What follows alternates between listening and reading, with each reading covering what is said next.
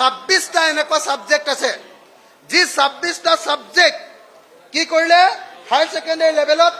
শিক্ষকসকলক পঢ়ুৱাবলৈ দিছে সংগীত বিহু ক্ৰীড়া কৃষি বিউটিচিয়ান যোগ প্ৰশিক্ষণ এনেকে ধৰণে পঢ়ুৱাবৰ কাৰণে নতুনকে টেকনিক্যাল সাবজেক্ট দিছিলে 26টা কিন্তু এই 26টা হায়াৰ সেকেন্ডাৰী স্কুলৰ সাবজেক্টৰ কাৰণে এজনো শিক্ষক নিযুক্তি দিয়া নাই তাৰ ফলস্বৰূপে কি কৰিছে ৰাজনীতি বিজ্ঞানৰ শিক্ষকে পঢ়ুৱাইছে সংগীত পলিটিক্যাল সায়েন্সৰ টিচাৰে পঢ়ুৱাইছে মিউজিক অসমীয়া শিক্ষকে পঢ়ুৱাইছে ক্ৰীড়া খেল ধেমালিৰ ওপৰত অৰ্থনীতি বিভাগৰ শিক্ষকে পঢ়ুৱাইছে কৃষিৰ ওপৰত ইংৰাজী শিক্ষকে পঢ়ুৱাইছে বিউটিচিয়ানৰ ওপৰত আৰু বেলেগ বেলেগ সাবজেক্টৰ শিক্ষকে শিকাইছে যোগাৰ ওপৰত এতিয়ালৈকে একজনো নতুনকে শিক্ষক দিয়া নাই কৰবাত এনজিঅ'ৰ জৰিয়তে 16,000 টকাকে দি কিছুমান এনেকুৱা ধৰণৰ ফিক্সড পেৰ শিক্ষকক নিযুক্তি দিয়া হৈছিলে কিন্তু চৰকাৰে পইচা দিব নোৱাৰাৰ কাৰণে কলেজে পইচা দিব নোৱাৰাৰ কাৰণে সেই শিক্ষকবিলাককো তাৰ পৰা লৈ গুচি গ'ল আৰু এতিয়া ডিগ্ৰী কলেজবিলাকত কি হৈছে জানেনে ডিগ্ৰী কলেজবিলাকত আমি দেখিছো NEP 2020ৰ অধীনত 4 বছৰীয়া যি কোৰ্স তাৰ কোনো ইনফ্ৰাষ্ট্ৰাকচাৰ নাই কোনো টিচাৰ নাই 6 সেমিষ্টাৰ আৰু 7 সেমিষ্টাৰত আৰম্ভ কৰিবৰ কাৰণে আৰম্ভ কৰাৰ ফলত শিক্ষানুষ্ঠানসমূহত সাংঘাতিক প্ৰত্যাহ্বান হৈছে 6 সেমিষ্টাৰ আৰু 7 সেমিষ্টাৰ আৰম্ভ কৰি দিলে কিন্তু 6 সেমিষ্টাৰ আৰু 7 সেমিষ্টাৰৰ যিবিলাক ক্লাছ অৰ্থাৎ আগতে 3 বছৰীয়া কোৰ্স আছিল এবাৰ 4 বছৰীয়া কৰিলে এবাৰৰ যিবিলাক পাঠ্যক্ৰম তাৰ কাৰণে এজনো টিচাৰ নিযুক্তি দিয়া নাই ক্লাছৰুম নাই গতিকে গোটেই কি হৈছে ডিগ্ৰী কলেজবিলাক গোটেই অসমৰ কলেজবিলাক অৰাজক হৈ গৈছে অৰাজক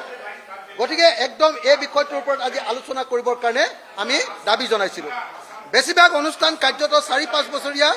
UG প্ৰগ্ৰেমৰ বাবে সাজু নাছিল স্কিলছ কোৰ্সসমূহৰ বাবে শিক্ষক লেবৰেটৰী সিলেবাস আন্তঃগাঁথনি একো নোহোৱাৰ ফলত গোটেই স্কিল ডিপাৰ্টমেণ্টবিলাক যিমান কি স্কিল ডিপাৰ্টমেণ্ট আনিলে এইবিলাক এতিয়া প্ৰশাসনত পৰিণত হ'ল যিটো এবিলিটি এনহান্সমেণ্ট কোৰ্স আছিলে তাৰ এডেড কোৰ্স যিটো value aided course VSC skill enhancement centre SCC আৰু মাল্টি ডিচিপ্লিনাৰী কোৰ্স MDC এই যিবিলাক পাঠ্যক্ৰম দিছিলে এইবিলাকক পঢ়ুৱাবৰ কাৰণে এতিয়া কলেজবিলাকত এজনো শিক্ষক বা এজনো প্ৰফেচৰ নাই বিষয় বা কোৰ্স বহাৰ ফলত ছাত্ৰৰ বাবে অতিৰিক্ত বোজা বাঢ়িছে শিক্ষাদান প্ৰক্ৰিয়া অফলপ্ৰসূ হৈ পৰিছে শ্ৰেণীত ছাত্ৰ ছাত্ৰীৰ সংখ্যা ভাবিব নোৱাৰাকৈ কমি গৈছে আনহাতে শিক্ষানুষ্ঠানৰ কৰ্তৃপক্ষৰ ওপৰত ভাল ৰিজাল্ট উত্তীৰ্ণৰ হাৰ বেছি দেখুৱাবলৈ ওপৰৰ পৰা হেঁচা প্ৰয়োগ কৰিছে যে কোনো পৰ্যায়ে ল'ৰা ছোৱালীক ফেইল কৰাব নোৱাৰিব কিন্তু ফেইল কৰাবলৈ পাছ কৰাবৰ কাৰণে কোৰ্সৰ কিতাপো নাই মাষ্টৰো নাই পঢ়ুৱাবলৈ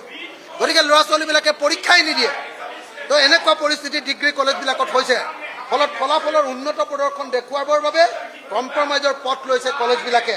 শিক্ষাৰ মান বৃদ্ধি হোৱা নাই শিক্ষাৰ মান দিনে দিনে কমি গৈছে গুণগত মানৰ লগতে শিক্ষাৰ প্ৰকৃত উদ্দেশ্যৰ পৰা আঁতৰি গৈছে সেইকাৰণে আজি আমি এডজৰ্ণমেণ্ট মোচন আনিছিলোঁ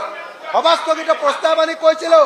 যে অসমৰ শিক্ষা জগতক বিজেপি চৰকাৰে পুৰা ধ্বংস কৰি পেলালে আৰু ইয়াৰ ওপৰত আন সকলো কথা বাদ দি অকল শিক্ষাৰ ওপৰত আলোচনা হ'ব লাগে অসমৰ ছাত্ৰ ছাত্ৰীক বচোৱাবৰ কাৰণে আলোচনা হ'ব লাগে কিন্তু দুৰ্ভাগ্যবশতঃ আমাক এই আলোচনা কৰিবলৈ নিদিলে আৰু সেইকাৰণে আমি ইয়াৰ বিৰুদ্ধে প্ৰতিবাদ কৰিলোঁ আৰু আমি সভাৰ পৰা ওলাই গুচি আহিলোঁ সভা বৰ্জন কৰিলোঁ বিধানসভা বৰ্জন কৰিলোঁ